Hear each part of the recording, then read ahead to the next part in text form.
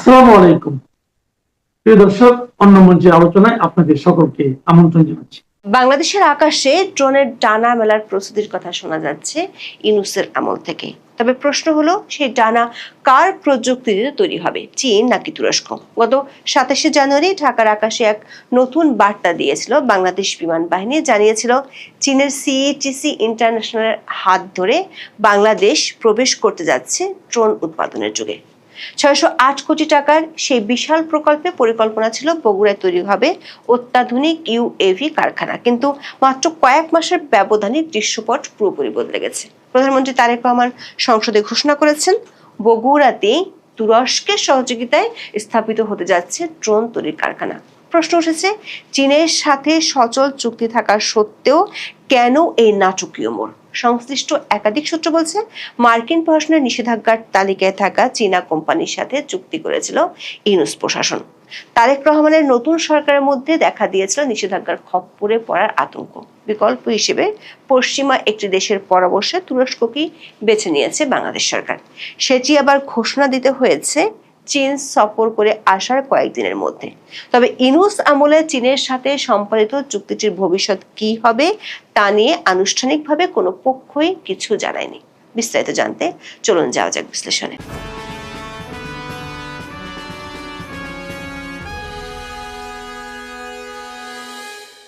চলতি বছরের 27শে জানুয়ারি বাংলাদেশের আন্তঃবাহিনী জনসংযোগ পরিদপ্তর বা আইএসপিআর এক সংবাদ বিজ্ঞপ্তিতে জানানো হয়েছিল, সামরিক ড্রোন বা মনুষ্যবিহীন আকাশযান বা ইউএভি তৈরির যুগে পদার্পণ করলো বাংলাদেশ। কারণ ওই দিন ঢাকা সেনানিবাসে বিমান বাহিনীর এনএক্স ভবনে বাংলাদেশ ও চীন সরকারের মধ্যে একটি চুক্তি সই হয়েছিল। আইএসপিআর এর বিজ্ঞপ্তিতে বলা হয়েছিল, মনুষ্যবিহীন আকাশযান বা ইউএভি কিংবা ড্রোন উৎপাদন, সংযোজন, কারখানা স্থাপন সহ প্রযুক্তি হস্তান্তরে বাংলাদেশ বিমান বাহিনী ও China electronics technology group corporation বা সিইটিসি ইন্টারন্যাশনালের মধ্যে চুক্তি সই হয়েছে। আইএসপিআর জানিয়েছিল, চীন ও বাংলাদেশের মধ্যে চুক্তিটি হয়েছে সরকার থেকে সরকার বা G2G পদ্ধতিতে। চুক্তির আওতায় বাংলাদেশ বিমান বাহিনী ও সিইটিসি ইন্টারন্যাশনাল যৌথভাবে বাংলাদেশ একটি অত্যাধুনিক ইউএভি উৎপাদন ও সংযোজন সুবিধা স্থাপন করবে। এর মধ্যে রয়েছে প্রযুক্তি হস্তান্তর, সক্ষমতা বৃদ্ধি, শিল্প দক্ষতা উন্নয়ন ও যৌথ প্রযুক্তিগত সহযোগিতা। এগুলো দীর্ঘমেয়াদে ইউএভি উৎপাদনে স্বনির্ভরতা অর্জনের লক্ষ্যে সহায়ক হবে। ইউএভি গুলো সামরিক কর্মকাণ্ডের পাশাপাশি মানবিক সহায়তা সহ দুর্যোগ ব্যবস্থাপনা উল্লেখযোগ্য ভূমিকা রাখবে বলে বাংলাদেশের প্রতিরক্ষা বিভাগ থেকে জানানো হয়েছিল। চুক্তি স্বাক্ষর অনুষ্ঠানে বিমান বাহিনী প্রধান air chief marshal Hasan Mahmud Khan প্রধান অতিথি হিসেবে উপস্থিত ছিলেন। এছাড়া বাংলাদেশে নিযুক্ত চীনের রাষ্ট্রদূত ইয়াওয়েন, সশস্ত্র বাহিনী বিভাগের তখনকার principal staff officer lieutenant general SM Kamrul Hasan, Mohammad ইউনূসের কার্যালয়ের সচিব সাইফুল্লাহ পান্না সহ অনেকেই উপস্থিত ছিলেন। আইএসপিআর এর এই সংবাদ বিজ্ঞপ্তির আলোকে গত 27 ও 28 জানুয়ারি বাংলাদেশের সংবাদ মাধ্যমগুলোতে এই খবর প্রকাশিত হলেও চীনের সহায়তায় বাংলাদেশে যে সামরিক ড্রোন কারখানা হচ্ছে সে খবর প্রথমে আসে গত 12ই জানুয়ারি। ওই দিন দৈনিক দেশ রূপান্তর এবং বিজনেস স্ট্যান্ডার্ডে প্রকাশিত খবরে বলা হয়, সামরিক ড্রোন কারখানা স্থাপনে চীনের সঙ্গে চুক্তি করতে যাচ্ছে বাংলাদেশ। এসব খবর থেকে জানা গেছে, গত 6ই জানুয়ারি ইউনূসের আমলে অন্তর্বর্তী সরকারের অর্থ মন্ত্রণালয় আনুষ্ঠানিকভাবে establishment of manufacturing plant and transfer of technology for unmanned aerial vehicle শীর্ষক একটি প্রকল্প অনুমোদন করে। তার আগে প্রতিরক্ষা মন্ত্রণালয়ের তত্ত্বাবধানে থাকা প্রধান উপদেষ্টা মোহাম্মদ ইউনূস প্রস্তাবটি অনুমোদন করেছিলেন। প্রকল্পটির মোট প্রাক্কলিত ব্যয় ধরা হয় 608.08 কোটি টাকা। এই অর্থের মধ্যে 570.60 কোটি টাকা সরাসরি বৈদেশিক মুদ্রায় ড্রোনের কারখানা স্থাপন এবং যন্ত্রপাতি আমদানির জন্য বরাদ্দ করা হয়। অর্থ মন্ত্রণালয়ের অনুমোদনে সুনির্দিষ্ট 5টি শর্তারোপ করা হয়েছিল। শর্তানুযায়ী বাংলাদেশ বিমান বাহিনীর বিদ্যমান বাৎসরিক বাজেটের অন্যান্য যন্ত্রপাতি ও সরঞ্জাম খাত থেকে এই অর্থায়ন করা হবে এবং এজন্য অতিরিক্ত কোনো বাজেট বরাদ্দ চাওয়া যাবে না। 2029 সালের মধ্যে 4 কিস্তিতে এই ড্রোন কারখানার অর্থ বরাদ্দ দেওয়ার কথা বলা হয়।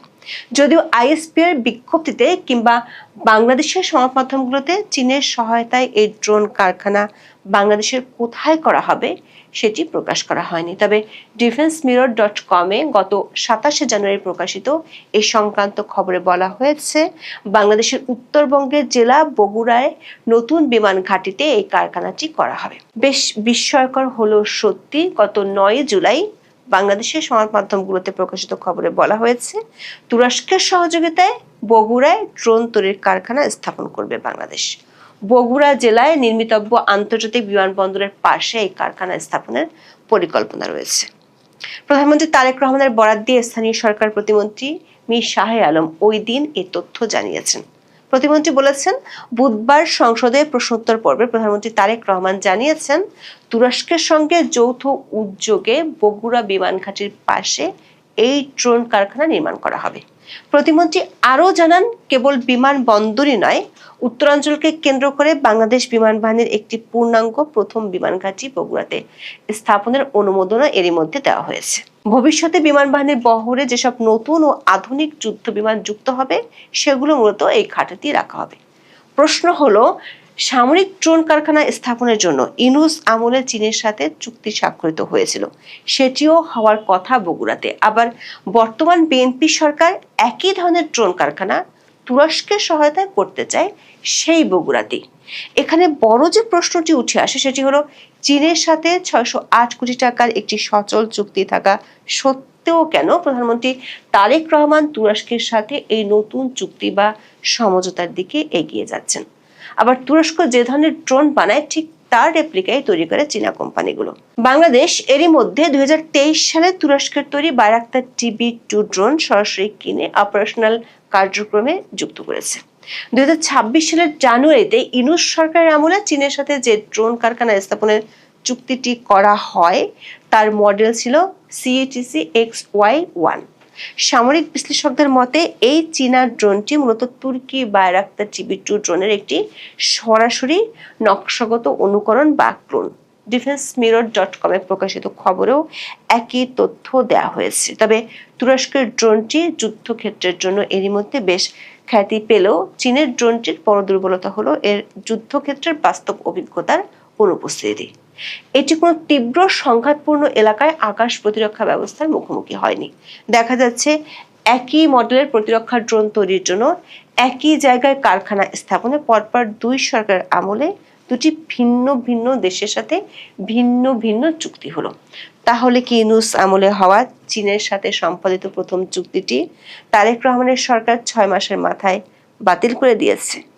একাধিক সূত্র থেকে সরাসরি বাতিলের কোনো তথ্য আমরা পাইনি। তবে ইউনূস আমলের সেই চুক্তি অনুযায়ী বর্তমান বিএনপি সরকারের পক্ষে কাজ করা সম্ভব নয়। সূত্রগুলো বলছে, চীনের সাথে ড্রোন চুক্তি সম্পাদনকারী প্রতিষ্ঠান China electronics technology group corporation বা CATC কোনো সাধারণ বেসামরিক কোম্পানি নয়।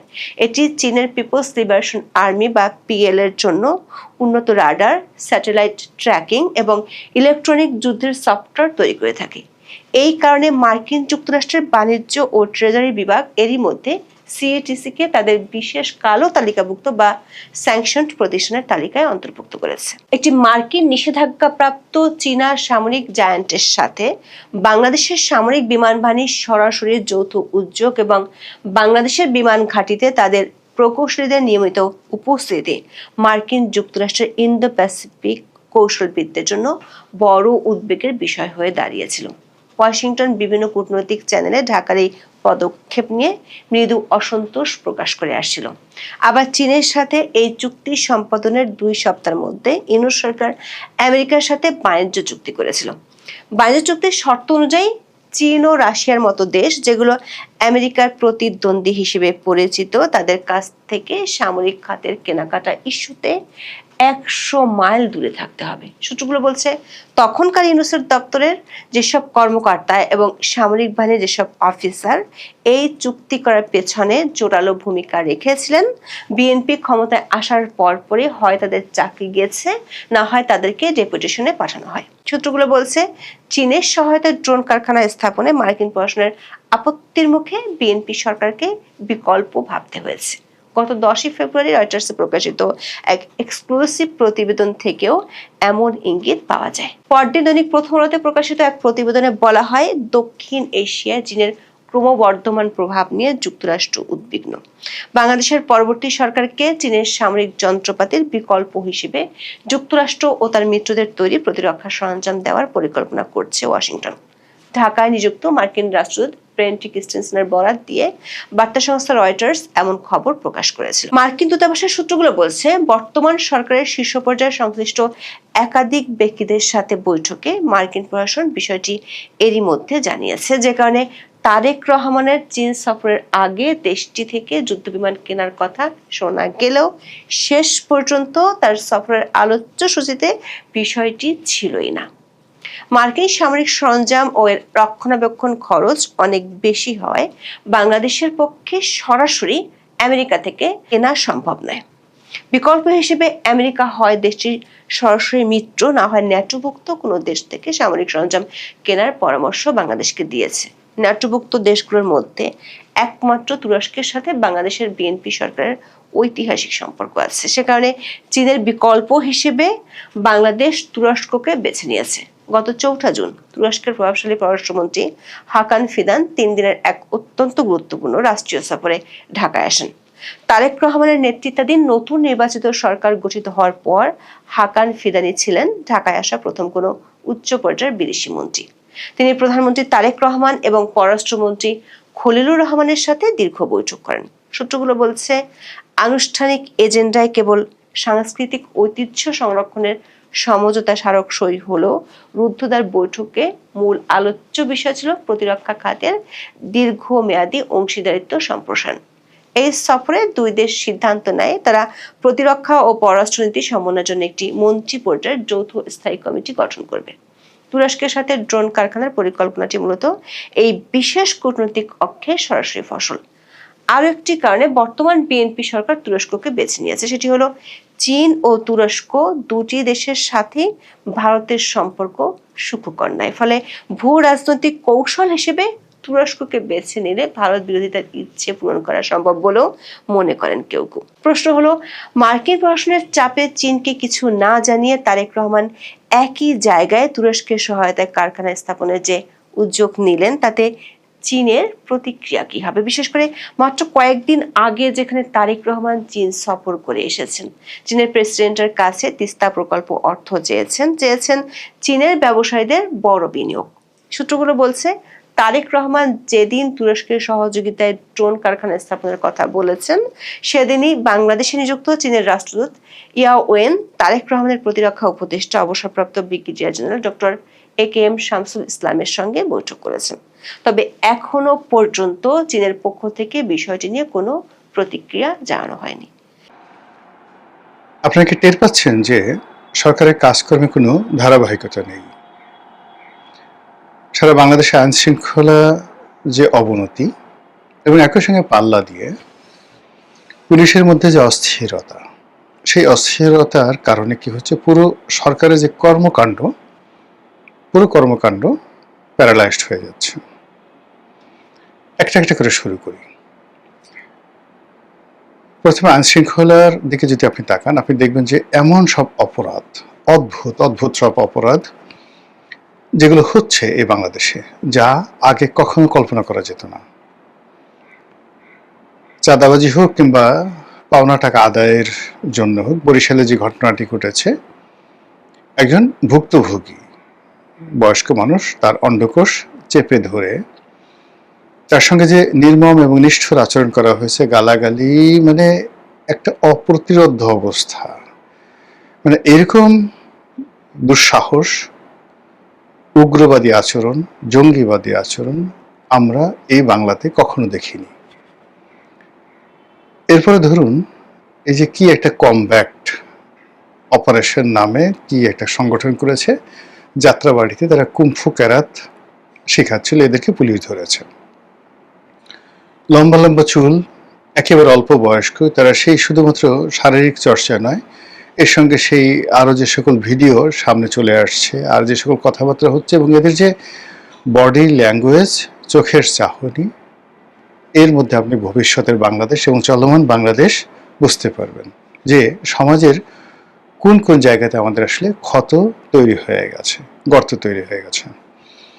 এদের পক্ষে এক শ্রেণীর লোক কথা বলছে, আর এদের বিপক্ষে রাষ্ট্র, সরকার, বিএনপি অন্য কথা বলছে। আর দেশের বাইরে এই দৃশ্যগুলো নিয়ে যে চলচ্চিত্র তৈরি হচ্ছে, যা কিনা পুরো রাষ্ট্র ব্যবস্থা, রাষ্ট্রীয় কাঠামো, নতুন সরকারের যে স্থিতি অবস্থা সবকিছু প্রশ্নের মুখে ফেলে দিয়েছে। আপনি যদি আইন অঙ্গনে যান, সেখানে গিয়ে দেখবেন যে সুপ্রিম কোর্টে, যেটা বার কাউন্সিল বলেন, বাংলাদেশ বার কাউন্সিল, কিংবা ধরুন অ্যাটর্নি জেনারেলের অফিস, তারপরে সেখানে সরকার দলীয় আইনজীবী যারা আছেন তারা, এদের মধ্যে যে অন্তর্কলহ, দ্বন্দ্ব, সংঘাত, বিবাদ, বিসংবাদ সব কিছু এত চরম আকার ধারণ করেছে, যার ফলে উচ্চ আদালত থেকে নিম্ন আদালতের পুরো বিচার ব্যবস্থা এতটা মারাত্মকভাবে বিঘ্নিত হচ্ছে, যেটি ইতিপূর্বে কখনো হতো না। এমনি ইনুস জমানাতে প্রায় সকল বিচারালয় একেবারে নেহায়েত শুধু তারিখ পরিবর্তন করার, নতুন একটা তারিখ দেওয়া, এই কাজের মধ্যেই তাদের দৈনন্দিন কর্মপরিধি তারা সীমাবদ্ধ রেখেছে।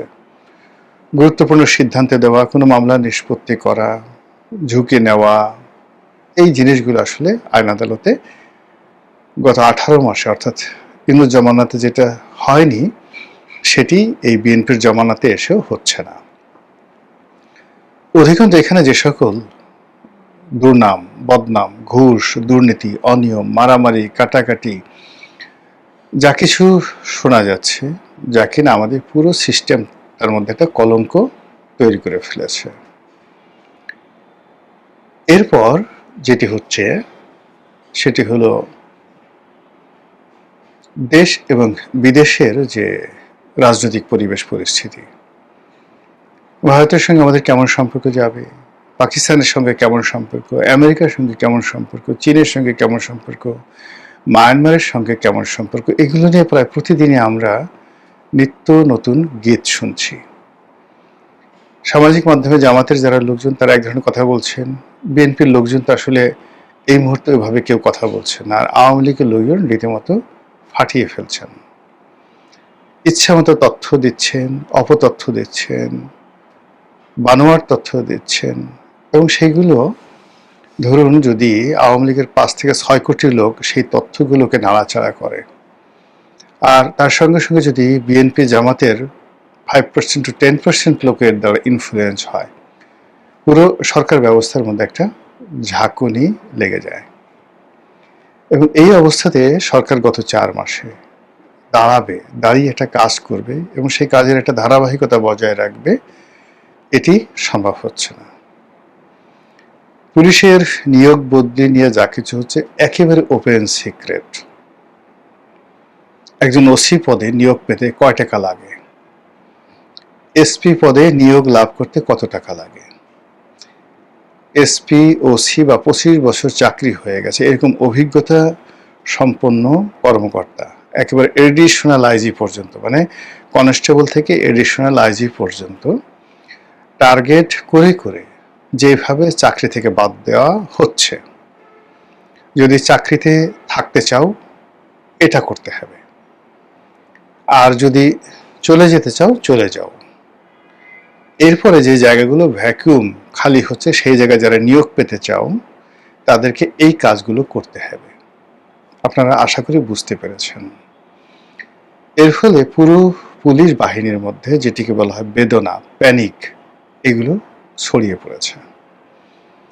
ইউনূস জামানাতে যে সকল জামাতপন্থী কর্মকর্তারা নিয়োগ লাভ করেছেন তাদের একটা বিরাট অংশ আলটিমেটলি চাকরিচ্যুত হয়েছেন, অথবা এমন একটা জায়গাতে তাদেরকে ওএসডি করে বসিয়ে দেওয়া হয়েছে যেখানে বসে বসে তারা ঘোড়ার ডিম প্রসব করছেন। আওয়ামী লীগের যারা লোকজন আছেন তারা তো আগেই ঝেঁটিয়ে তাদেরকে বিদায় করে দেওয়া হয়েছে। এরপর এই সাম্প্রতিক সময় আওয়ামী লীগ ট্যাগ দিয়ে, জামাত ট্যাগ দিয়ে বা অন্য কোনো যাকে বলে অভিযোগ তাদের বিরুদ্ধে এনে পাইকারি হারে যেভাবে অবসর দেয়া হচ্ছে, নিয়োগ বদলির খড়গ যাদের উপর পড়ছে, আর এর পেছনে যে সকল লেনদেন হচ্ছে বা লেনদেনের অভিযোগ হচ্ছে, সব মিলে পুরো পুলিশ বাহিনী তছনছ। একই অবস্থা সেক্রেটারিয়েটে, সচিবালয়, এমনকি সেনাবাহিনীতে যে সকল ভূতাপেক্ষা নিয়োগ হচ্ছে, যাদেরকে অবসরে চলে গেছেন এরকম অনেক কর্মকর্তাদেরকে যেভাবে প্রমোশন দিয়ে তাদেরকে মানে বেতন ভাতা সকল রাষ্ট্রীয় সুযোগ সুবিধা দেওয়া হচ্ছে, আমি আসলে এই ধরনের কোনো কথাবার্তা কখনো শুনিনি। ফলে কি হলো, এখন যদি আপনি 73 থেকে এই ধারাবাহিকতা টানতে থাকেন, পুরো বাহিনীর মধ্যে যা কিছু হবে এটা যে কোথায় গিয়ে শেষ হবে এবং বর্তমান প্রধানমন্ত্রী বা তার যারা ক্যাবিনেট তারা কিভাবে এটা সামাল দিবে আমার মাথায় একেবারে ঢুকছে না। অন্যদিকে অর্থনীতির যে সূচকগুলো আছে সেই সূচকগুলো সোজা না করে, ব্যবসা বান্ধব না করে যা কিছু করা হচ্ছে তাতে করে পুরো পরিস্থিতি মানে এলোমেলো হয়ে যাচ্ছে। ব্যাংক, বিমা, মানে এখানে সরকার কি টাকা ছাপিয়ে টাকা দেবে, না এগুলিকে রক্ষা করার জন্য কি করবে, না দেউলিয়া আইন করে যারা খারাপ কাজ করেছে তাদেরকে দেউলিয়া ঘোষণা করবে, এই বিষয়গুলো এখনো সিদ্ধান্ত নিতে পারেনি।